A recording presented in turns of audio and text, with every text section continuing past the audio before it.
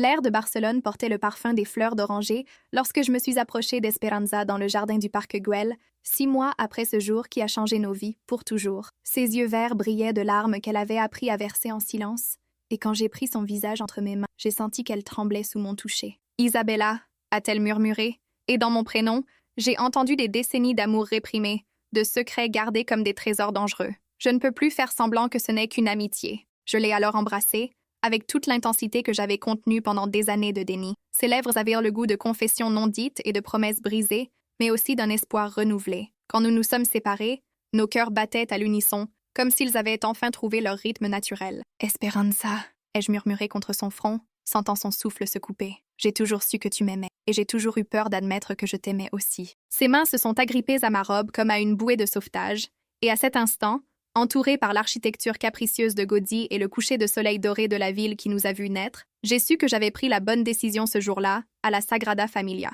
Bonjour mes amours. Avant de continuer cette histoire d'amour, de trahison et de rédemption, n'oubliez pas de vous abonner à la chaîne et d'activer la cloche pour ne manquer aucune de nos histoires romantiques. J'aimerais aussi savoir dans les commentaires de quelle ville vous nous regardez, et une fois que vous aurez fini d'écouter cette histoire complète, laissez-nous une note de 0 à 10 et dites-nous ce que vous avez préféré.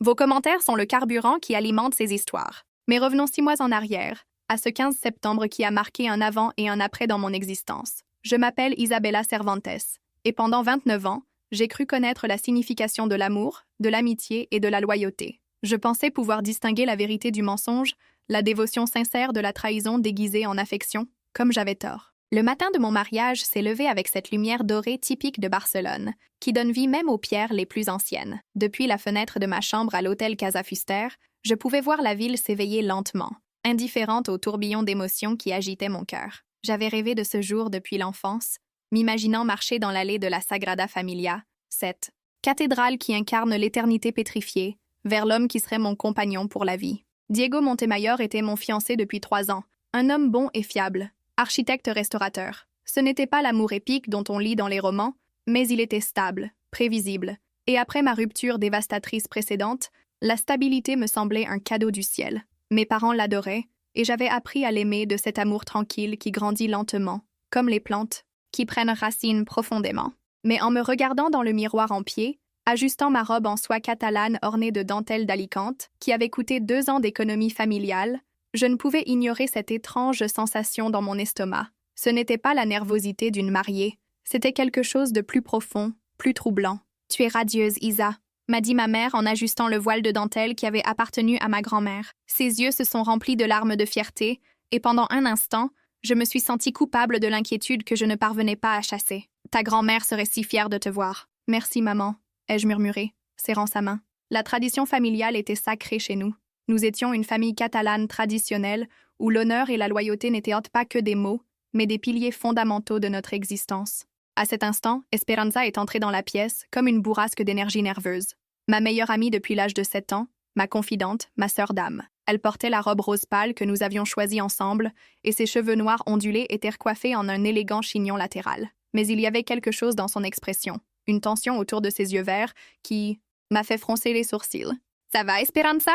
ai-je demandé, remarquant que ses mains tremblaient légèrement tandis qu'elle arrangeait les fleurs d'oranger dans mes cheveux. « Bien sûr », a-t-elle répondu trop vite, avec un sourire qui n'atteignait pas ses yeux. « Juste des nerfs, ton jour parfait, tout ça. » Esperanza avait été étrange toute la semaine précédant le mariage, plus silencieuse que d'habitude, plus distante. J'avais attribué son comportement au stress d'organiser les derniers détails en tant que ma principale demoiselle d'honneur, mais maintenant, en la voyant éviter mon regard dans le miroir, j'ai réalisé que quelque chose de plus profond la perturbait.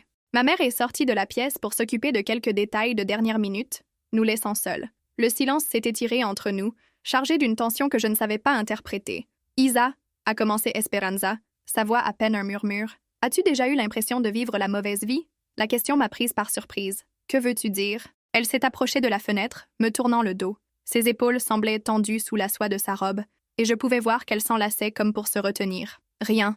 Oublie, » a-t-elle murmuré. « C'est ton jour. Ce n'est pas le moment pour mes crises existentielles. » Mais je connaissais Esperanza mieux que quiconque. Nous avions partagé tous nos secrets, toutes nos larmes, tous nos rêves pendant plus de 2 décennies. Je l'avais consolée quand son père était mort, alors que nous avions 15 ans, Elle m'avait soutenue quand ma précédente relation s'était terminée de manière si abrupte et douloureuse 2 ans plus tôt. Nous étions plus que des amis. Nous étions une famille choisie. Esperanza, regarde-moi, ai-je dit, m'approchant et lui prenant le bras pour qu'elle se retourne. Tu sais que tu peux tout me dire. Toujours. Ses yeux verts se sont remplis de larmes qu'elle refusait de laisser couler. Pendant un instant, il a semblé qu'elle allait me confesser quelque chose d'important, quelque chose qu'elle avait gardé en elle. Mais elle s'est ressaisie, a essuyé ses yeux avec précaution pour ne pas ruiner son maquillage, et m'a souri avec ce sourire forcé qu'elle avait utilisé toute la semaine. Je veux juste que tu sois heureuse, Isa. Tu mérites tout le bonheur du monde. Il y avait quelque chose dans sa manière de le dire, une note de désespoir qui m'a donné la chair de poule. Mais avant que je puisse creuser, ma mère est revenue avec les autres demoiselles d'honneur et le photographe, et le moment s'est perdu dans le tourbillon des préparatifs finaux. 1 heure plus tard, j'étais dans les jardins privés de l'hôtel, posant pour les photos pré-cérémoniales. Le photographe nous avait demandé, à Esperanza et moi, de prendre quelques photos ensemble, et pendant qu'il ajustait son équipement, j'ai tenté une fois de plus de me connecter avec ma meilleure amie. « Tu te souviens, quand on était petite, on rêvait de nos mariages ?» ai-je demandé, essayant de détendre l'atmosphère. « Tu disais toujours que tu voulais te marier sur la plage, pieds nus dans le sable. » Esperanza m'a regardé avec une expression que je ne pouvais pas déchiffrer. « Les rêves changent », a-t-elle dit doucement. « Parfois, tu découvres que ce que tu voulais vraiment était juste devant toi depuis toujours, mais qu'il est trop tard pour y faire quoi que ce soit. » Ces mots m'ont frappé comme une révélation soudaine. Il y avait quelque chose dans son ton, dans la manière dont elle me regardait, qui a éveillé un soupçon enfoui au plus profond de mon subconscient depuis des années. Les petits gestes que j'avais remarqués mais ignorés ont commencé à prendre forme dans mon esprit. La façon dont elle devenait jalouse quand j'avais des rendez-vous. Comment elle trouvait toujours des défauts à mes petits amis. La manière dont elle m'enlaçait un peu plus fort et un peu plus longtemps que la normale. Et plus récemment, son comportement étrange quand j'ai annoncé mes fiançailles. Avec Diego, la tristesse qu'elle essayait de cacher derrière des félicitations forcées. « Esperanza », ai-je commencé, mon cœur battant plus vite. « Y a-t-il quelque chose que tu dois me dire ?» Mais le photographe nous a interrompus, et le moment s'est évaporé. Cependant, la graine du doute avait été plantée, et elle a rapidement grandi jusqu'à devenir une certitude troublante que je ne pouvais plus ignorer. Le trajet jusqu'à la Sagrada Familia a été un flou de nerfs et d'anticipation. J'étais dans la voiture avec mon père, un homme de peu de mots mais d'émotions profondes, qui ne cessait de me dire à quel point il était fier. Mais mon esprit ne pouvait se concentrer sur ses paroles. Je repensais à Esperanza, à ses commentaires étranges, à la tristesse que j'avais vue dans ses yeux. Quand nous sommes arrivés à la cathédrale, l'ampleur du moment m'a frappé de plein fouet. La Sagrada Familia s'élevait devant nous comme un témoignage de foi et d'éternité, ses tours gothiques pointant vers le ciel comme des doigts de pierre touchant le divin. Les invités étaient déjà à leur place. Plus de 200 personnes entre familles et amis venues assister à mon union avec Diego. Mes demoiselles d'honneur m'attendaient à l'entrée latérale, toutes vêtues de tons rose pâle qui s'accordaient parfaitement avec mes fleurs d'oranger. Esperanza était parmi elles, mais évitait mon regard direct. Son comportement me rendait de plus en plus inquiète. « C'est l'heure » m'a dit mon père, m'offrant son bras. « Tu es prête, mon amour ?» J'ai acquiescé, bien que mon cœur battait si fort que j'étais sûre que tout le monde pouvait l'entendre. Alors que nous nous dirigions vers les portes principales de la cathédrale, j'ai pu voir à travers les vitraux que Diego m'attendait déjà à l'hôtel, élégant dans son costume noir, un sourire nerveux mais sincère sur le visage. N'oubliez pas de mettre un pouce bleu à cette vidéo et de vous abonner à la chaîne pour plus d'histoires comme celle-ci. Votre soutien signifie tout pour nous. C'est alors que j'ai entendu les voix. J'étais arrivée tôt au point de rendez-vous et, en attendant que mon père finisse de parler avec le prêtre, j'ai décidé d'utiliser les toilettes de la sacristie pour retoucher mon maquillage une dernière fois.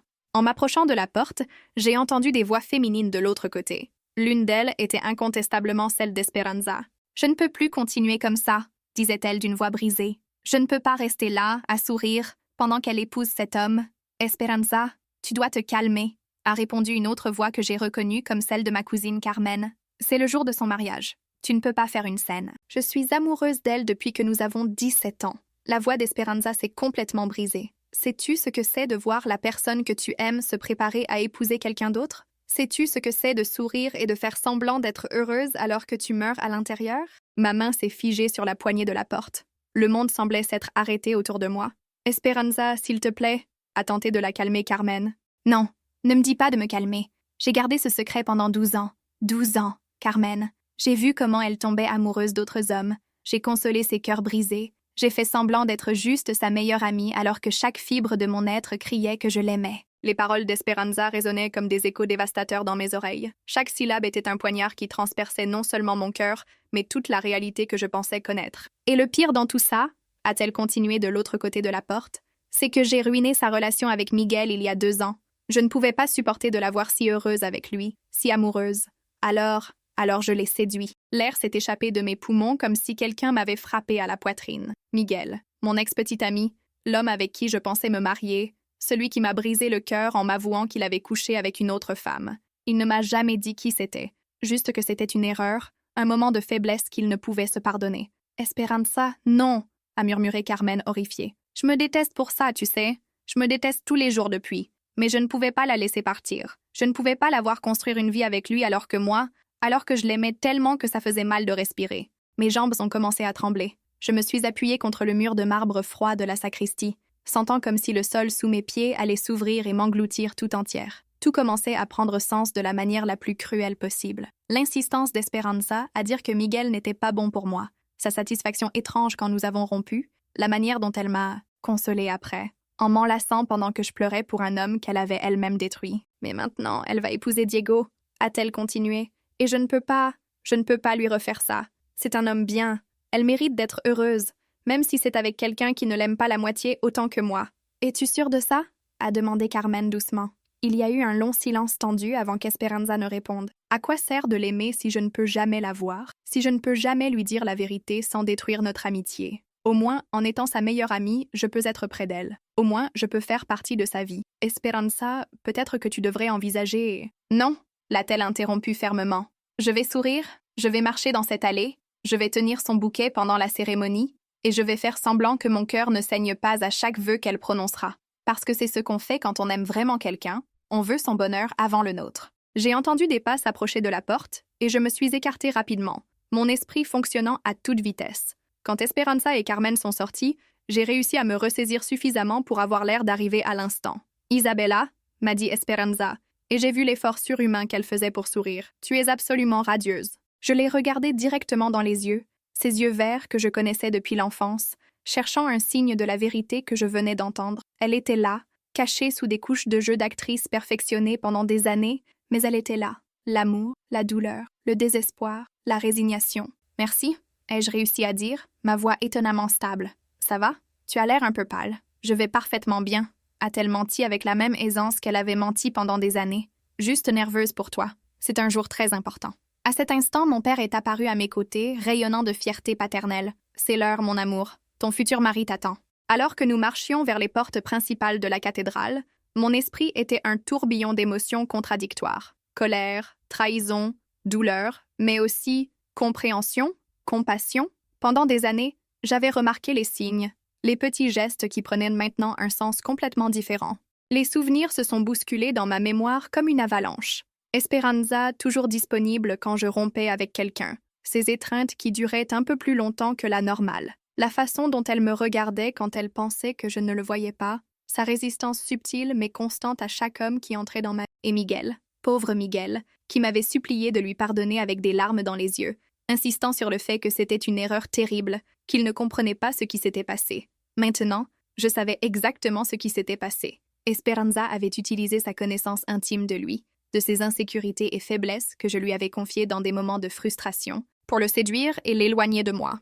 Les portes de la cathédrale se sont ouvertes et la nef majestueuse s'est étendue devant nous. Les invités se sont levés comme une vague humaine, tous leurs visages tournés vers moi avec des sourires pleins d'attente. La musique de l'orgue a rempli l'espace sacré et j'ai pu voir Diego au bout de l'allée, m'attendant avec une expression d'amour sincère et de nerfs de futur mariés. Mais mes yeux se sont tournés vers les demoiselles d'honneur qui avaient déjà commencé leur procession. Esperanza marchait avec une grâce parfaite, son sourire impeccable, son jeu sans faille. Pour un observateur occasionnel, elle était l'image parfaite de la meilleure amie heureuse pour sa mariée. Seul moi pouvais voir la vérité derrière ce masque. Alors que j'avançais dans l'allée tapissée de pétales de rose, mon esprit a commencé à élaborer un plan terrible, audacieux et absolument nécessaire. Esperanza avait vécu dans l'ombre de ses sentiments pendant 12 ans, avait saboté mon bonheur précédent et était maintenant là, faisant semblant de soutenir un mariage qui la détruisait de l'intérieur. Tout cela pendant que moi, sans le savoir, j'avais vécu un mensonge construit par la personne en qui j'avais le plus confiance.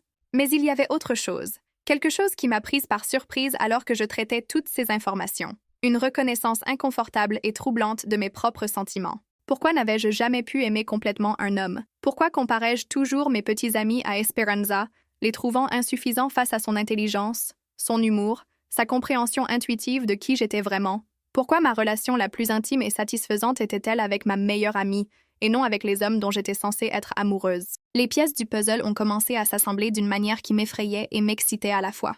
J'ai atteint l'hôtel, et Diego a pris ma main avec tendresse. C'était un homme bon, un homme qui m'aimait sincèrement et qui méritait une femme capable de l'aimer avec la même intensité. Mais alors que le prêtre commençait la cérémonie, mes yeux ne cessèrent de se tourner vers Esperanza, qui se tenait à ma droite, tenant mon bouquet d'azucena et de lys blanc. « Chers frères et sœurs, » a commencé le père Garcia, « nous sommes réunis ici aujourd'hui pour unir en saint mariage Isabella et Diego. » Les paroles du prêtre sont devenues un bourdonnement lointain alors que mon esprit travaillait fébrilement. J'avais une décision à prendre et je devais la prendre maintenant.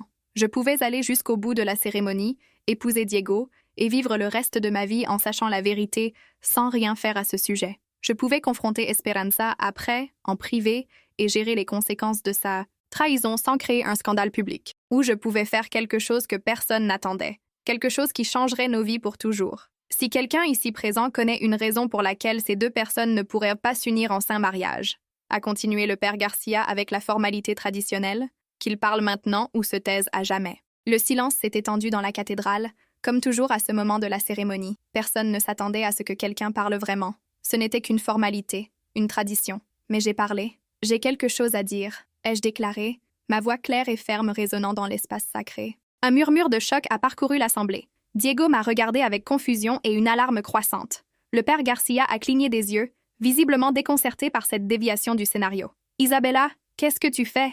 a murmuré Diego. Je me suis tournée pour faire face à tous les invités, mon cœur battant si fort que j'étais sûre qu'on pouvait l'entendre jusqu'aux dernières rangées. Mes parents me regardaient avec des expressions d'horreur croissantes. Les parents de Diego semblaient confus et inquiets. Mais mes yeux ont trouvé ceux d'Esperanza, et j'y ai vu la terreur pure de quelqu'un qui sait que ses secrets les plus profonds sont sur le point d'être révélés. Pendant des années, ai-je commencé, ma voix se projetant clairement dans le silence absolu, j'ai cru connaître la signification de l'amour véritable. J'ai cru savoir qui j'étais, ce que je voulais de la vie, à qui je devais ma loyauté et ma confiance. Le murmure de l'assemblée s'est intensifié. Diego a tendu la main vers moi, mais j'ai reculé d'un pas. Mais aujourd'hui, quelques minutes avant cette cérémonie, j'ai découvert des vérités qui ont tout changé de ce que je pensais savoir sur ma vie, sur mes relations, sur mon propre cœur. Esperanza était pâle comme de l'acier, ses mains tremblant si violemment que les fleurs de mon bouquet s'agitaient visiblement. J'ai découvert que la personne en qui j'avais le plus confiance au monde m'a trahi de la manière la plus cruelle possible, qu'elle a saboté mon bonheur précédent par jalousie et possessivité, qu'elle a vécu un mensonge pendant des années, faisant semblant d'être mon amie tout en cachant des sentiments qui auraient pu changer le cours de nos deux vies. Le silence dans la cathédrale était si complet qu'on aurait pu entendre une aiguille tomber. Tout le monde retenait son souffle, attendant l'explosion imminente. J'ai regardé directement Esperanza, dont les larmes coulèrent maintenant librement sur ses joues, ruinant son maquillage soigneusement appliqué. « Esperanza Delgado !» ai-je dit, ma voix chargée d'un mélange de douleur et de détermination. « Tu es amoureuse de moi depuis 12 ans. » Le cri collectif de choc de l'assemblée était presque assourdissant. J'ai entendu ma mère pousser un cri de stupeur, et j'ai pu voir du coin de l'œil plusieurs invités se lever, incrédules. Esperanza a fermé les yeux, les larmes coulant comme des cascades. « Isabella, s'il te plaît » a-t-elle murmuré. « Non » ai-je continué, m'approchant d'elle. « Plus de secrets, plus de mensonges. Tu as séduit Miguel pour l'éloigner de moi parce que tu ne pouvais pas supporter de me voir heureuse avec lui. »« Mon Dieu !» a exclamé quelqu'un parmi les invités. Le chaos contrôlé était sur le point d'éclater dans la cathédrale. Diego m'a pris le bras avec force, son visage mêlant confusion et panique. « Isabella, de quoi parles-tu? Que se passe-t-il ici ?» Mais je ne pouvais plus m'arrêter maintenant. Les mots jaillissaient de moi comme l'eau brisant une digue après des années de retenue. Et l'ironie la plus cruelle dans tout ça, ai-je continué, ma voix s'élevant au-dessus du murmure croissant de l'assemblée, c'est que pendant toutes ces années, alors que tu souffrais en silence en gardant ton secret, moi aussi je gardais le mien. Esperanza m'a regardé avec des yeux pleins de larmes et de confusion. Quel secret? J'ai retiré la bague de fiançailles de Diego d'un geste délibéré et la lui ai rendue. Je suis désolée, Diego. Tu es un homme merveilleux, mais je ne peux pas t'épouser, alors que mon cœur appartient à une autre personne. Le cri collectif de choc de l'assemblée était assourdissant cette fois. J'ai vu mon père se lever brusquement, son visage rouge d'humiliation et de colère. Ma mère s'était couvert la bouche de ses mains, les yeux exorbités d'horreur. « Isabella Maria Cervantes !» a rugi mon père depuis son siège au premier rang. « Qu'est-ce que tu fais, bon sang ?» Mais je n'avais Dieu que pour Esperanza, qui me regardait comme si j'étais un fantôme revenu à la vie. Le secret que j'ai gardé, ai-je dit, m'approchant encore plus d'elle, c'est que j'ai toujours su pour tes sentiments. Les petits gestes, les regards quand tu pensais que je ne te voyais pas, la jalousie à peine dissimulée envers chaque homme qui entrait dans ma vie. Je le savais, Esperanza. Et sais-tu ce qu'il y a de plus terrifiant dans tout ça? J'ai pris son visage entre mes mains, ignorant le chaos qui se déchaînait autour de nous. C'est qu'une partie de moi l'espérait toujours. Une partie de moi se demandait toujours ce qui se passerait si tu avais un jour le courage de me l'avouer. Les larmes coulaient sur les joues d'Esperanza comme des rivières en crue. Isabella, je ne comprends pas. Sais-tu pourquoi je n'ai jamais pu aimer complètement un homme? Pourquoi je trouvais toujours des défauts dans chaque relation? Parce qu'inconsciemment, je les comparais à toi, à ton intelligence, ton humour, la manière dont tu comprends chaque facette de ma personnalité sans que j'aie à l'expliquer. Le père Garcia avait abandonné tout prétexte de maintenir le contrôle de la cérémonie et s'était discrètement retiré dans la sacristie, clairement dépassé par cette situation sans précédent. Diego était toujours à mes côtés, la bague de fiançailles dans sa main tremblante, essayant de comprendre ce qui se passait. « Isabella, si c'est une sorte de crise de nerfs, a-t-il commencé. « Ce n'est pas une crise de nerfs, Diego, lui ai-je dit avec douceur mais fermeté. C'est le moment de lucidité le plus clair que j'ai jamais eu. Je suis profondément désolée de te faire traverser ça, mais je ne peux plus faire semblant. » Je me suis tournée vers l'assemblée, qui était maintenant en plein chaos. Certains invités avaient commencé à chuchoter furieusement entre eux, d'autres s'étaient levés pour mieux voir le drame qui se déroulait, et plusieurs membres des deux familles semblaient au bord de l'évanouissement. « Je sais que c'est un choc pour tout le monde, » ai-je dit, ma voix se projetant clairement malgré le bruit. « Je sais que ce n'est pas ce que vous attendiez en venant ici aujourd'hui, mais parfois, la vie nous présente des moments où nous devons choisir entre le confort des mensonges familiaux et la terrifiante vérité de qui nous sommes vraiment. » Ma grand-mère Montserrat, âgée de 82 ans, s'est levée avec l'aide de sa canne, sa voix vieille mais ferme coupant à travers le murmure. « Isabella, ma petite, es-tu en train de dire ce que je crois que tu dis? » Je l'ai regardée directement, cette femme qui m'avait élevée avec des histoires d'amour véritables et de courage en des temps difficiles. « Oui, grand-mère, je dis que je suis amoureuse de ma meilleure amie et que j'ai été trop lâche pour l'admettre jusqu'à maintenant. » Un silence lourd est tombé sur la cathédrale. C'était le genre de silence qui précède la tempête, chargé d'électricité et d'anticipation. La tante Carmen d'Esperanza, une femme conservatrice toujours très vocale sur ses opinions traditionnelles, s'est levée avec indignation. « C'est une abomination, dans la maison de Dieu. » Mais avant qu'elle ne puisse continuer, une voix inattendue l'a interrompue. « Carmen, assieds-toi et tais-toi. » Nous nous sommes tous tournés pour voir la mère d'Esperanza, Doña Elena Delgado, une femme élégante de 55 ans qui élevait rarement la voix.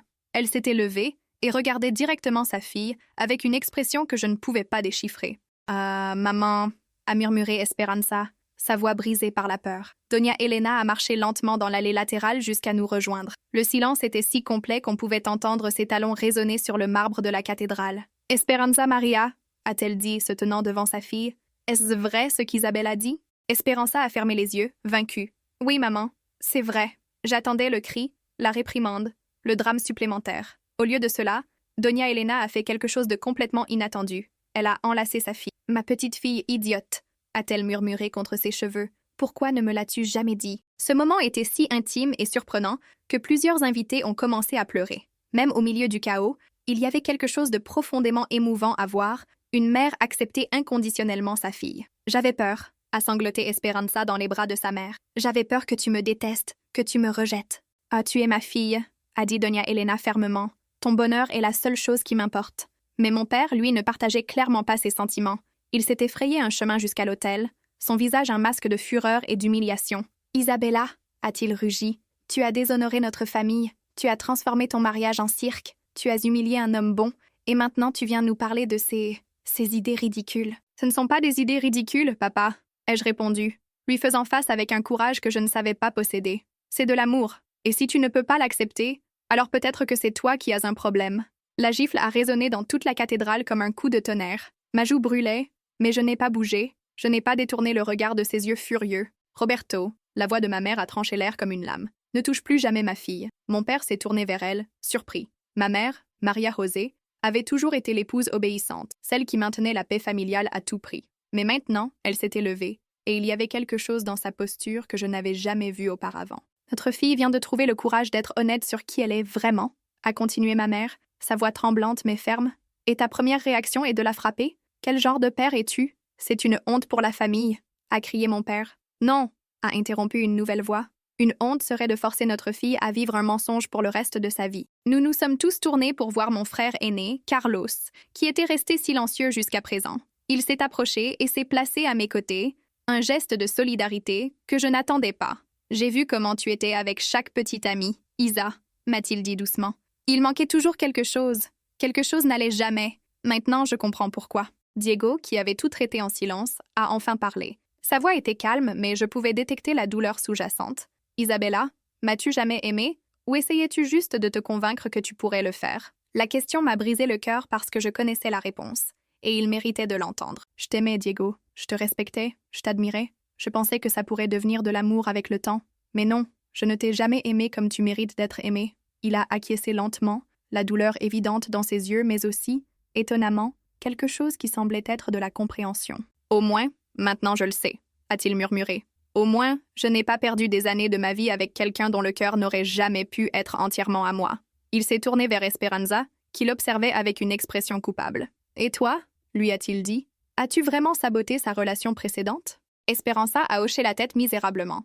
Oui, et je me déteste pour ça tous les jours. Diego l'a étudié un long moment, puis a soupiré profondément. Eh bien, je suppose qu'au moins tes motifs étaient plus compréhensibles que les miens pour vouloir épouser quelqu'un qui ne pouvait pas m'aimer complètement. La réponse inattendument mature de Diego a semblé calmer quelque peu le chaos dans la cathédrale. Plusieurs invités avaient recommencé à s'asseoir, bien que les conversations chuchotées continuaient. Esperanza s'est approchée de moi lentement, encore tremblante de l'intensité émotionnelle des dernières minutes. « Isabella » a-t-elle murmuré. « Que dis-tu exactement? Parce que j'ai besoin de le savoir. J'ai besoin d'entendre les mots. » Je l'ai regardé dans les yeux, ces yeux verts qui avaient été mon encre pendant plus de 2 décennies, et j'ai enfin dit les mots que nous avions toutes deux eu besoin d'entendre pendant des années. Je dis que je t'aime, Esperanza Delgado. Pas comme une amie, pas comme une sœur, mais comme la femme avec qui je veux passer le reste de ma vie. Le silence qui a suivi était différent cette fois. Ce n'était pas le silence du choc ou de l'horreur, mais quelque chose de plus profond, plus chargé de possibilités. Esperanza a tendu sa main tremblante vers ma joue, touchant doucement l'endroit où mon père m'avait frappé. « C'est réel ?» a-t-elle murmuré. « Ou fais-tu cela par pitié, parce que tu as entendu ma confession? »« C'est réel, » lui ai-je dit, couvrant sa main de la mienne. Ça l'a été pendant des années, mais j'étais trop lâche pour l'admettre, même à moi-même. C'est alors qu'elle m'a embrassée. Là, à l'hôtel de la Sagrada Familia, devant 200 invités scandalisés, devant nos familles et devant Dieu lui-même, Esperanza Delgado m'a embrassée avec des années d'amour réprimé et de douleur contenue. Et je lui ai rendu son baiser avec la même intensité, sentant comme si j'étais enfin rentrée chez moi après avoir été perdue toute ma vie. Le baiser n'a duré que quelques secondes, mais il a semblé une éternité. Quand nous nous sommes séparés, le silence dans la cathédrale était assourdissant. 200 pères Dieu nous observaient, certains avec horreur, d'autres avec curiosité, quelques-uns avec ce qui semblait être de la compréhension. Puis l'enfer s'est déchaîné. « C'est un blasphème !» a crié l'oncle Eduardo, le frère aîné de mon père, se levant avec indignation. « Profaner la maison de Dieu avec ces perversions !» Ces mots ont déclenché une cascade de réactions. Plusieurs membres conservateurs de la famille ont commencé à exprimer bruyamment leur dégoût, tandis que d'autres tentèrent de les calmer. Le chaos s'est propagé dans la cathédrale comme un incendie hors de contrôle. Mon père, se remettant du choc initial, s'est approché de nous avec une fureur renouvelée. « Assez! Isabella, nous partons tout de suite. »« Non, » ai-je dit, surprise par la fermeté de ma propre voix. « Je ne vais nulle part. Tu es ma fille, et tant que tu vivras sous mon toit, alors je suppose que je ne vivrai plus sous ton toit. » L'ai-je interrompu. La déclaration l'a frappé comme un seau d'eau glacée. Pendant un instant, son masque de colère s'est fissuré, révélant quelque chose qui ressemblait à une douleur sincère. « Isabella, » a-t-il murmuré, « tu es ma petite fille. Tu ne peux pas faire ça. »« Je ne suis plus ta petite fille, papa. Je suis une femme adulte de 29 ans, et j'ai le droit de choisir ma propre vie. » Esperanza a pris ma main, entrelaçant nos doigts dans un geste qui semblait complètement naturel, après des années à me demander pourquoi tenir la main d'un homme me semblait toujours étrange. « Monsieur Cervantes, » a-t-elle dit d'une voix tremblante mais déterminée, « j'aime votre fille. Je l'aime depuis plus de la moitié de ma vie, et je l'aimerai jusqu'à mon dernier souffle. Je sais que ce n'est pas ce que vous attendiez pour elle, mais je vous promets que je la rendrai heureuse. »« Ne me parle pas de promesses !» a rugi mon père. « Tu as vu ce que valent tes promesses. Tu as trahi ma fille, tu as détruit sa relation précédente. » « Il a raison, » a admis Esperanza, les larmes coulant sur ses joues. « J'ai fait quelque chose d'impardonnable par jalousie et peur, mais c'est précisément pour cela que je connais la valeur de ce que j'ai maintenant, et je ne la trahirai plus jamais. » La conversation a été interrompue par une nouvelle voix, forte et claire, coupant à travers le chaos. « Assez !» Nous nous sommes tous tournés pour voir le père Garcia, qui était revenu de la sacristie et s'avançait vers nous avec une expression sérieuse, mais non hostile. « Ceci est la maison de Dieu », a-t-il déclaré, sa voix résonnant dans toute la cathédrale. Et dans la maison de Dieu, nous parlons d'amour, pas de haine, de compréhension, pas de jugement. Plusieurs voix ont immédiatement protesté. « Père, vous ne pouvez pas approuver cela !» a exclamé la tante Carmen. Le vieux prêtre l'a regardé avec des yeux sereins mais fermes. « Il ne m'appartient pas d'approuver ou de désapprouver l'amour sincère entre deux adultes. Cela relève de leur conscience devant Dieu. » Ces paroles ont créé un silence tendu. Le père Garcia officiait dans notre paroisse depuis plus de 20 ans, et son opinion avait un poids considérable dans la communauté. Cependant, a-t-il continué, me regardant directement, « Isabella, ce que vous avez fait aujourd'hui a blessé beaucoup de gens. Diego, votre famille, les invités qui sont venus de bonne foi célébrer un mariage. » J'ai acquiescé, ressentant pour la première fois le poids de la culpabilité depuis que tout cela avait commencé. « Vous avez raison, père, et je le regrette profondément, mais je ne pouvais plus vivre un mensonge. »« Je comprends, » a-t-il dit doucement, « mais les conséquences de vos actions aujourd'hui s'étendront bien au-delà de ce moment. » Comme si ces paroles avaient été une prophétie, mon téléphone a commencé à vibrer de manière incontrôlable dans la petite poche cachée de ma robe de mariée. Plusieurs autres téléphones dans la cathédrale ont également commencé à sonner simultanément.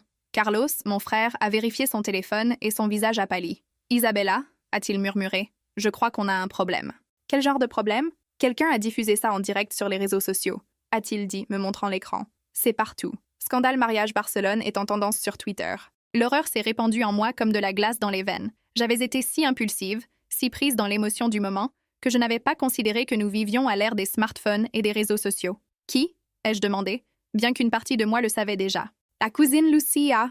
a répondu Carlos avec dégoût. « Elle l'a diffusée en direct sur Instagram et TikTok depuis le moment où tu as commencé ta confession. » J'ai regardé vers l'endroit où était assise ma cousine de 22 ans, qui avait la décence de sembler gênée lorsque nos regards se sont croisés, mais pas assez pour arrêter d'enregistrer. « Isabella Cervantes confesse son amour pour sa meilleure amie lors de son propre mariage », a lu Carlos sur son téléphone. 20 millions de vues en 2 heures. 20 millions. Le nombre résonnait dans ma tête comme un marteau. 20 millions de personnes avaient vu le moment le plus vulnérable et intime de ma vie. « Mon Dieu !»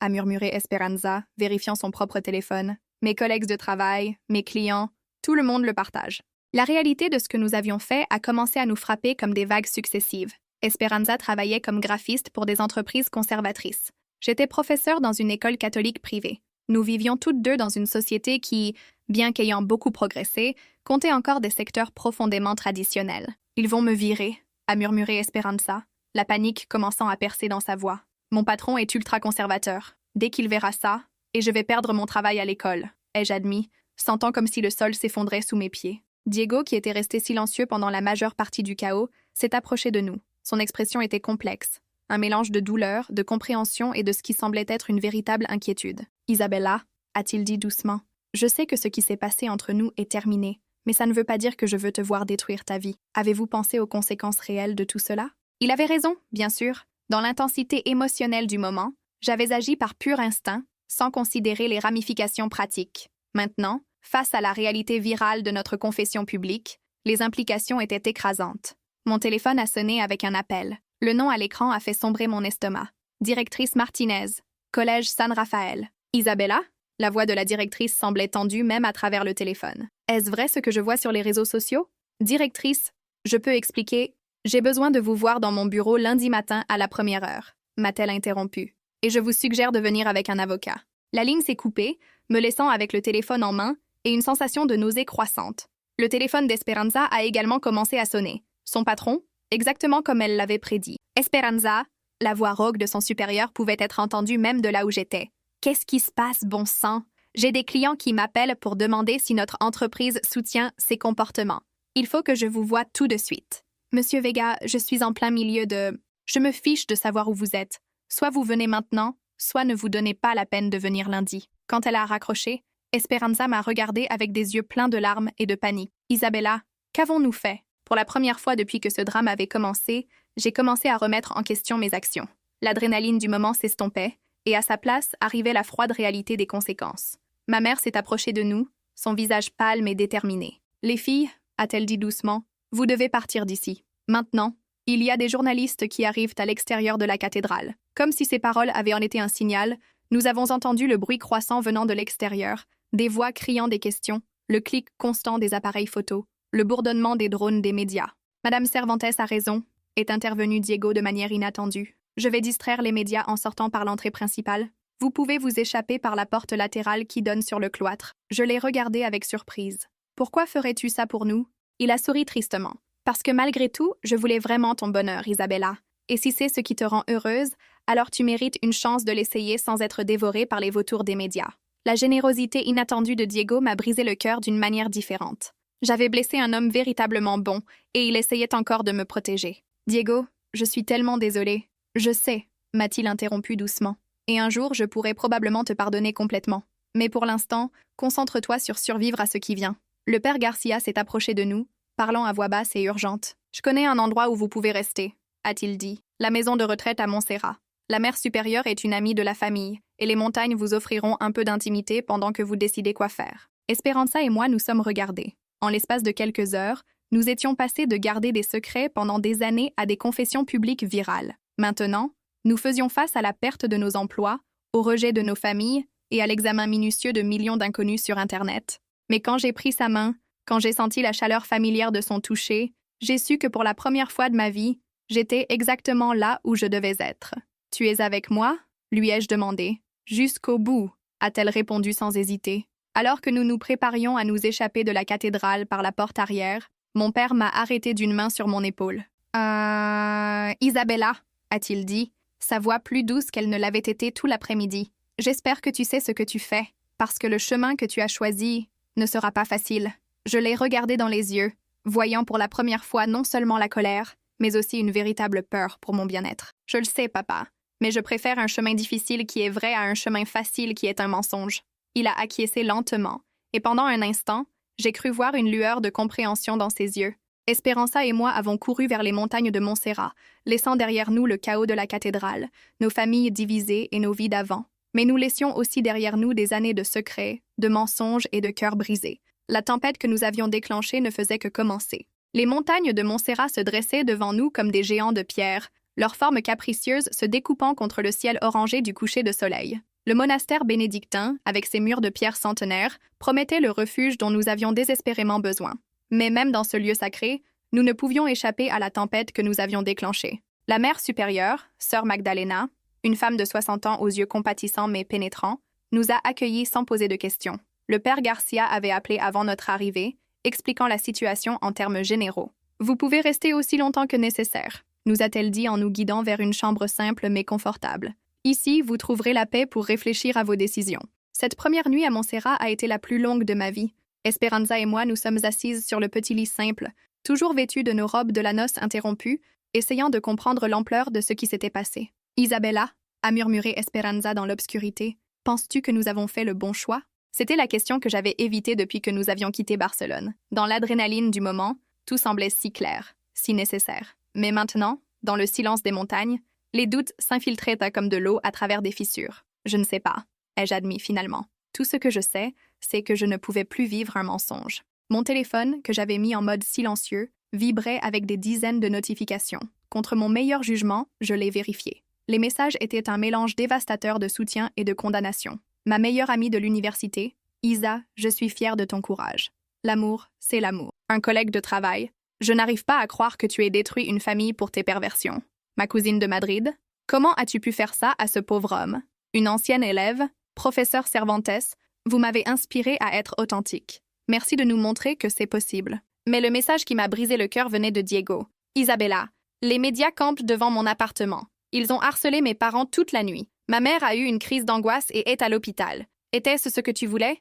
Mon Dieu, ai-je murmuré, montrant le message à Esperanza. C'est de ma faute, a-t-elle dit immédiatement. Si j'avais eu le courage de te confesser mes sentiments en privé il y a des années, rien de tout cela ne serait arrivé. Non, l'ai-je contredite fermement. J'ai pris la décision de rendre cela public. Je suis responsable des conséquences.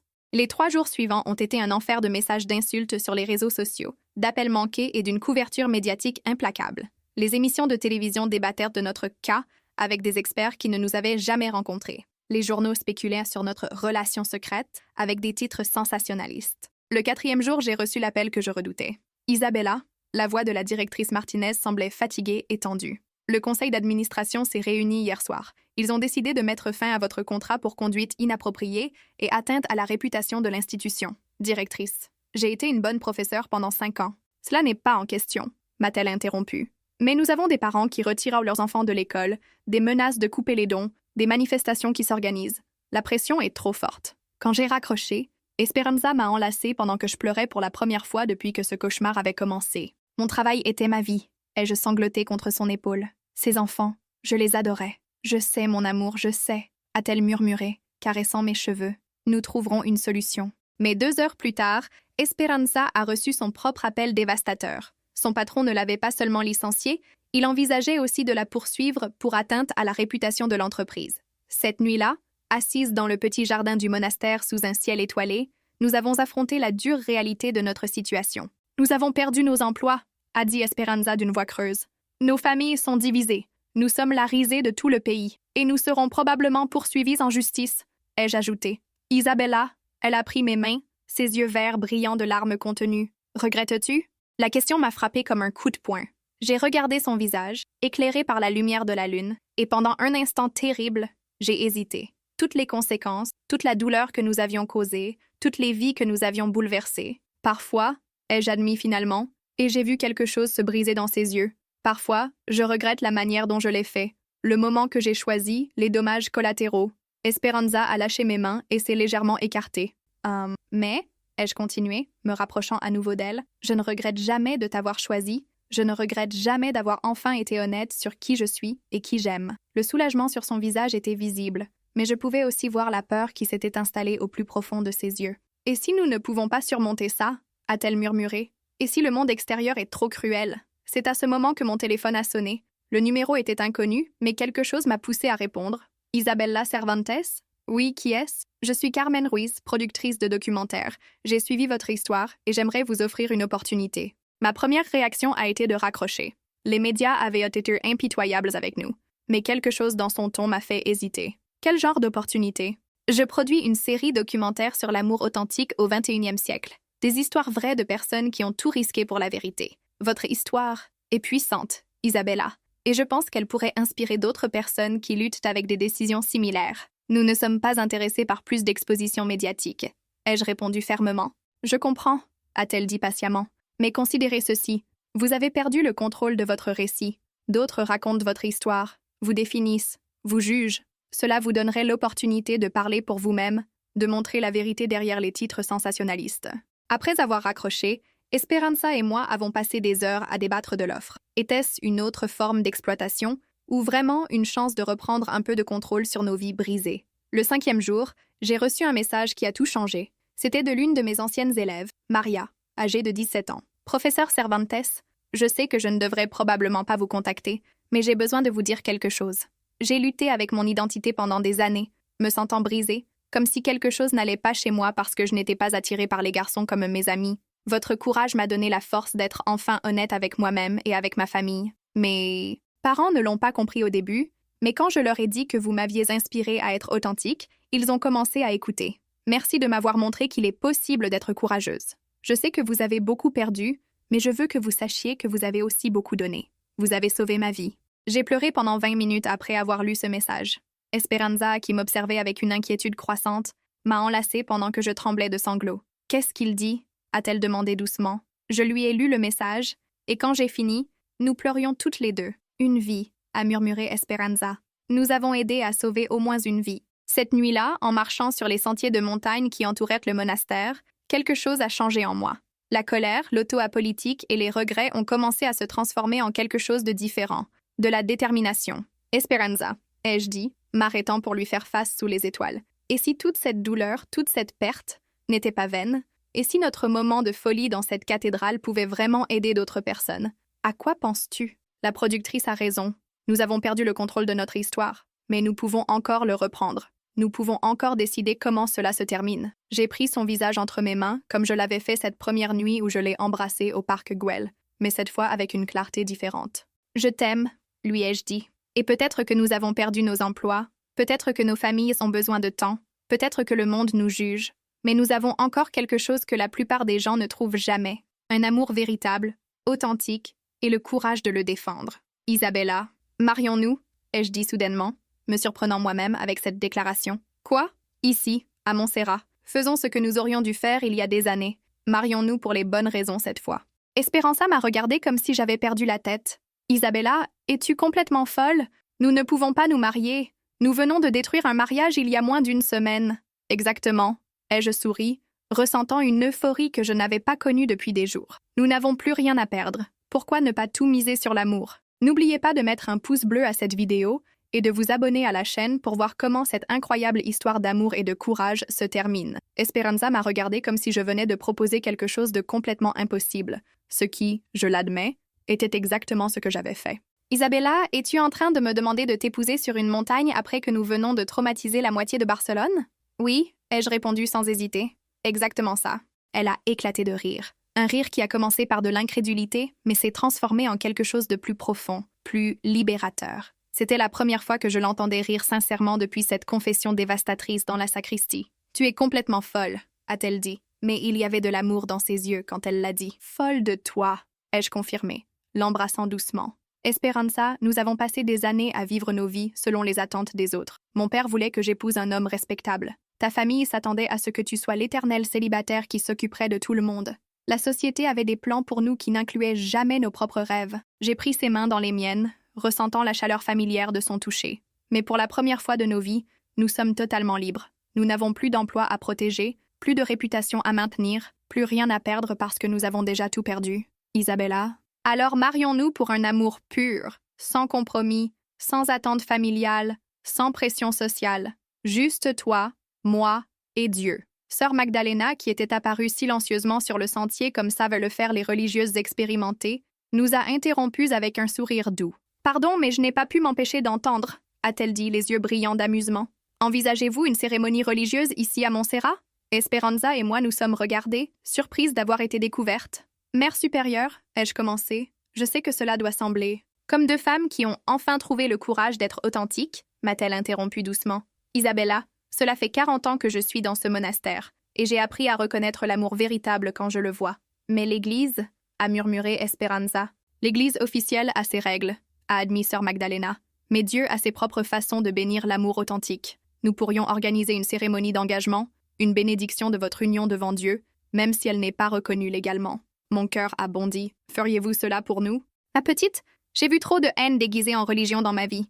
Quand je trouve un amour véritable, je le reconnais comme le don divin qu'il est. 3 jours plus tard, à l'aube, Esperanza et moi nous sommes mariés dans la petite chapelle privée du monastère. Nous portions des robes simples en coton blanc que les religieuses nous avaient procurées et des couronnes de fleurs sauvages que nous avions cueillies dans les montagnes. Seules étaient présentes sœur Magdalena, 2 autres religieuses qui ont servi de témoins, et de manière surprenante, ma mère et mon frère Carlos, qui avaient conduit toute la nuit depuis Barcelone. Je ne pouvais pas laisser ma fille se marier sans sa famille, m'a chuchoté ma mère à son arrivée, les larmes aux yeux. Ton père a besoin de plus de temps, mais Carlos et moi ne pouvions pas manquer ça. La cérémonie était simple mais profondément émouvante. Sœur Magdalena a parlé de l'amour comme un acte de courage, de l'authenticité comme une forme de prière, et de la manière dont parfois Dieu nous appelle à des chemins que le monde ne comprend pas. Quand nous avons échangé nos vœux, les mots sont sortis directement du cœur. « Esperanza », ai-je dit, prenant ses mains tremblantes, « je te promets d'aimer ton courage et ta vulnérabilité, de protéger ton cœur comme tu as protégé le mien pendant tant d'années, et de construire avec toi une vie basée sur la vérité, quelle que soit la difficulté du chemin. » Isabella, a-t-elle répondu, la voix brisée par l'émotion, « je te promets de ne plus jamais cacher mes sentiments par peur, de t'aimer ouvertement et avec fierté, et d'être la partenaire que tu mérites, pas seulement la meilleure amie que j'étais par peur. » Quand nous nous sommes embrassés en tant qu'épouses nouvellement mariées, le soleil s'est levé complètement sur les montagnes de Montserrat, baignant la chapelle de lumière dorée. Après la cérémonie, pendant que nous prenions le petit déjeuner avec les religieuses, mon téléphone a sonné. C'était Carmen Ruiz, la productrice du documentaire. « Isabella, avez-vous considéré mon offre ?» J'ai regardé Esperanza, qui a hoché la tête pour m'encourager. « Oui », ai-je dit finalement, mais avec des conditions. Nous voulons le contrôle éditorial final, et une partie des bénéfices ira à des organisations qui soutiennent les jeunes LGBTQ+, en crise. « Marché conclu », a-t-elle répondu sans hésiter. Le documentaire, sorti 6 mois plus tard, s'intitulait « L'amour véritable, l'histoire d'Isabella et Esperanza ». Il n'esquivait pas les conséquences de nos actions ni ne romantiquait la douleur que nous avions causée, mais il présentait notre histoire avec honnêteté et compassion. La réponse a été écrasante. Nous avons reçu des milliers de messages de soutien de personnes dans des situations similaires, des invitations à parler dans des universités et des organisations de droits humains, et des offres d'emploi d'institutions plus progressistes. 1 an plus tard, nous vivions dans une petite maison en périphérie de Barcelone, où Esperanza avait ouvert son propre studio de design et où je travaillais pour une fondation éducative qui créait des matériaux inclusifs pour les écoles. Notre relation avec nos familles s'était lentement réparée. Mon père m'a finalement rendu visite à notre premier anniversaire de mariage. Et bien que la conversation ait été tendue, elle s'est terminée par une étreinte, et il m'a dit qu'il voulait seulement que je sois heureuse. Les parents d'Esperanza avaient été plus réceptifs dès le début, et sa mère était devenue l'une de nos plus grandes défenseuses, rejoignant même PFLAG Barcelone pour soutenir d'autres familles. Diego s'était marié avec une femme merveilleuse nommée Anna, qui avait vu notre documentaire et comprenait parfaitement pourquoi notre relation s'était terminée. Étonnamment, ils étaient devenus des alliés, et nous dînions parfois ensemble comme des adultes matures ayant surmonté un passé compliqué. Mais le moment qui m'a le plus rempli de fierté a été lorsque Maria, mon ancienne élève qui m'avait écrit ce message qui avait changé ma perspective, a obtenu son diplôme universitaire avec une licence en travail social, spécialisée dans le soutien aux jeunes LGBTQ+. Professeur, m'a-t-elle dit lors de sa remise de diplôme, vous m'avez appris que le courage n'est pas l'absence de peur, mais le fait d'agir correctement, malgré la peur. Maintenant, 2 ans après ce jour chaotique à la Sagrada Familia, Esperanza et moi planifions notre cérémonie civile officielle. L'Espagne avait adopté de nouvelles réglementations qui nous permettront de formaliser légalement notre union. Cette fois, ce sera différent. Ce sera intime, avec seulement nos familles immédiates et nos amis les plus proches. Il n'y aura pas de diffusion en direct, pas de drame, pas de secrets dévastateurs révélés à la dernière minute. Il n'y aura que de l'amour, pur et simple. Pendant que j'écris ces mots, Esperanza est dans le jardin, arrosant les fleurs d'oranger que nous avons plantées en mémoire de ce jour où ma vie a changé pour toujours. Son rire flotte jusqu'à moi à travers la fenêtre ouverte, et mon cœur se remplit de cette sensation de paix profonde qui ne vient que lorsque l'on vit enfin sa vérité. Est-ce que je regrette la manière dont tout a commencé? Parfois, quand je pense à Diego et à la douleur que je lui ai causée, quand je me souviens des larmes de ma mère ou de l'humiliation de mon père. Mais ensuite, Esperanza me sourit de cette manière qu'elle seule maîtrise, où je reçois un message d'une autre jeune fille qui a trouvé du courage dans notre histoire, et je sais avec certitude que je suis exactement là où je dois être. L'amour véritable ne vient pas toujours de la manière dont nous l'attendons. Parfois, il arrive comme une tempête qui détruit tout ce que nous pensions savoir de nos vies. Mais quand le vent se calme et que le soleil se lève à nouveau, on découvre que ce qui reste debout est plus fort, plus authentique et plus beau que ce que l'on n'aurait jamais pu imaginer. Esperanza entre dans la cuisine, ses cheveux brillants sous la lumière du soleil, et m'embrasse sur la joue avant de préparer du café pour nous deux. C'est un geste simple, domestique, ordinaire. Mais pour moi, qui ai passé des années à rêver précisément de ce genre d'ordinaire extraordinaire, c'est parfait. « À quoi penses-tu » me demande-t-elle, remarquant mon expression contemplative. « À comment parfois il faut détruire complètement sa vie pour pouvoir construire la bonne vie » réponds-je. Elle sourit et m'embrasse profondément, le goût de son amour familier après toutes ces années, à pouvoir enfin le savourer librement. « Regrettes-tu » me demande-t-elle, faisant écho à la question que nous nous sommes posée tant de fois durant ces premiers jours terribles à Montserrat. La manière, oui, admets-je. Le résultat, jamais. Dehors, Barcelone s'éveille sous le soleil méditerranéen, pleine d'histoires d'amour sous toutes leurs formes. Et nous faisons maintenant partie de cette symphonie, non plus comme un secret gardé, mais comme une vérité vécue. La fin de notre histoire n'était pas celle que nous avions prévue, mais c'était celle dont nous avions besoin. Et en ce moment, assise dans notre cuisine, planifiant notre avenir ensemble, je ne peux imaginer une fin plus parfaite. Parce que ce n'est pas une fin après tout, c'est un commencement. Chers abonnés, nous sommes arrivés à la fin de cette incroyable histoire d'amour, de courage et d'authenticité. Si cette histoire vous a touché autant qu'elle m'a touché en la racontant, n'oubliez pas de mettre un pouce bleu et de vous abonner à la chaîne pour plus d'histoires qui célèbrent le pouvoir transformateur de l'amour véritable. Dans les commentaires, dites-nous quelle note vous donnez à cette histoire de 0 à 10 et partagez avec nous quelle partie vous a le plus touché le cœur. Vos commentaires et votre soutien rendent possible le partage de ces histoires qui célèbrent la diversité de l'amour humain. À la prochaine histoire.